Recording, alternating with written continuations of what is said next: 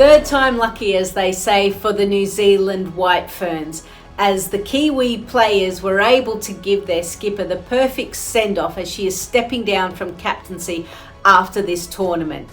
And guess what? New Zealand crowned for the first time the T20 Women's World Cup champions of 2024. Time to dissect the game here on Cricbuzz.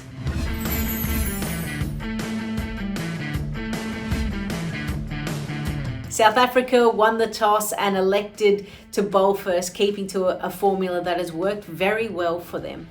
However, New Zealand top order came out with a distinct plan to upset South Africa's seamers from a line and length perspective, attacking the bowler. South Africa tried to wrestle a little bit of momentum back, but it was the partnership between Brooke Halliday and Amelia Kerr, which was over 50 runs, that gave the New Zealand girls a chance to really exploit the back end. Maddie Green hit a 6. Everything seemed to go their way.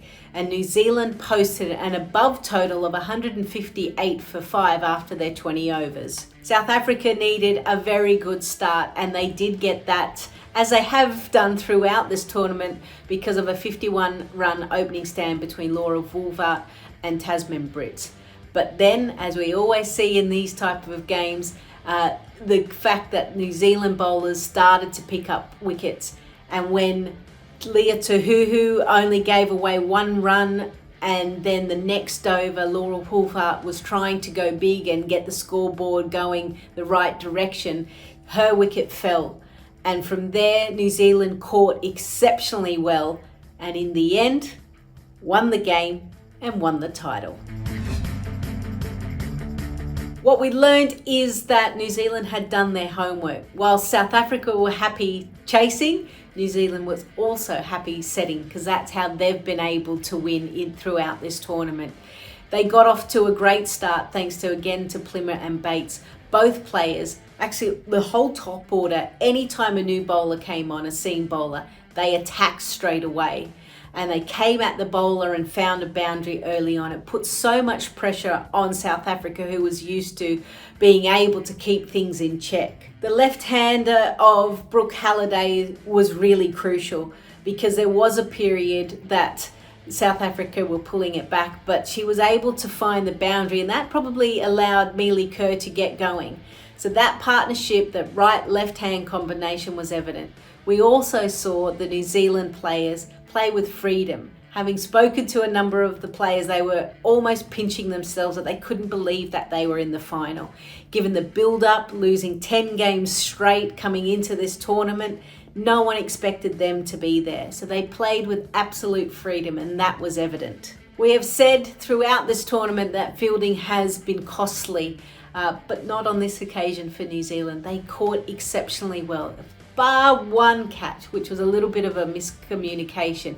Everything else hit the middle of their mitts, and they were able to celebrate in style.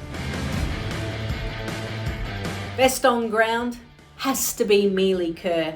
The fact that she had a great partnership with Brooke Halliday, but 43 runs. This is a player who has dreamt for such a long time about batting out in the middle of a World Cup final. She was able to do it, and she was able to relive those happy dreams and replicate it in real life. And then, while she was cramping, dehydrated, she was able to bowl exceptionally well. Picked up 3 for 24, picked up the key wicket of Laura Woolfart, and also the highest wicket taker in one edition of a T20 World Cup. She passed Megan Shute and Anya Shrubsole. So what an amazing tournament, and no surprise that she was also the player of the tournament. Impact player, well, I'm going to talk about firstly Laura Woolfart. I thought she batted really well, and while she was out there in the middle, you felt like there was a chance. South Africa had to chase down that 159, 2 or 3 down, because they hadn't exposed the middle order, and Woolfart looked really good. For New Zealand, Rosemary Mayer, she was the one that kind of started everything for them. In that victory against India, picked up 4 for, well, she picked up a 3 for tonight as well. That change of pace, bowling really clever into the pitch, was effective. And then I've mentioned Brooke Halliday a number of times, but her innings was really crucial in getting New Zealand above par and putting lots of pressure back on to South Africa. Moment of the game, well, it's hard in a final, but the wicket of Laura Wolver, Amelia Kerr again being the bowler to take big wickets, key wickets, and Wolver was certainly that. And then there was a moment between Sophie Devine and Suzie Bates, two players that have experienced losses in the 2010 final of the T20 World Cup. They shared a special moment as they were crowned world champions. So there we have it. That's the end of this edition of the Women's T20 World Cup. Such happy, great stories, some wonderful cricket, probably at the back end. I hope you've enjoyed tuning into the coverage. I look forward to joining you next time.